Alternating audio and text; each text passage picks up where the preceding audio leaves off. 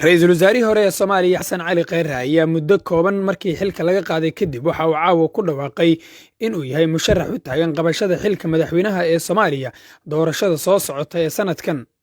Ra'iisul Wasaarihii hore ee Soomaaliya Xasan Cali Kheyre ayaa qoraal uu soo dhigay goordhow bartiisa Facebook waxa uu ku shaaciyay inuu yahay musharax u taagan qabashada xilka madaxweynaha Jamhuuriyadda Soomaaliya isagoo uu sheegay in intii uu ra'iisul wasaaraha ahaa uu soo qaatay waayo aragnimo uu sheegay in dalka Soomaaliya iyo dadkaba uu ugu soo adeegay.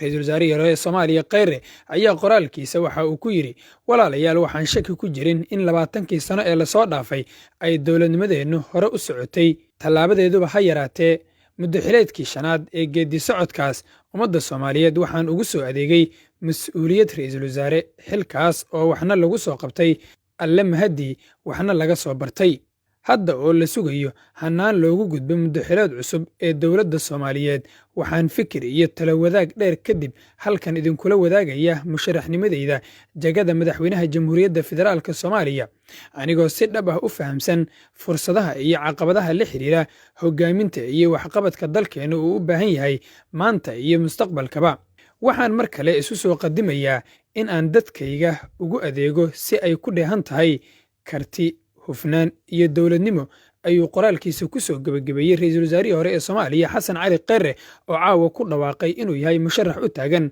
qabashada xilka madaxweynaha Jamhuuriyadda Soomaaliya doorashada soo socota. Go'aanka ra'iisul wasaare Xasan Cali Kheyre oo caawa ugu dhawaaqay inuu yahay musharax u taagan qabashada xilka madaxweynaha Soomaaliya ayaa muddo la saadaalinayay tan iyo markii ay soo ifbaxday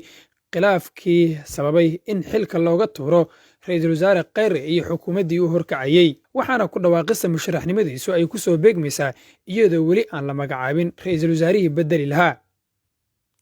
Maxamed Idil Raadiyaha iyo telefishinka Dalsan magaalada Muqdisho.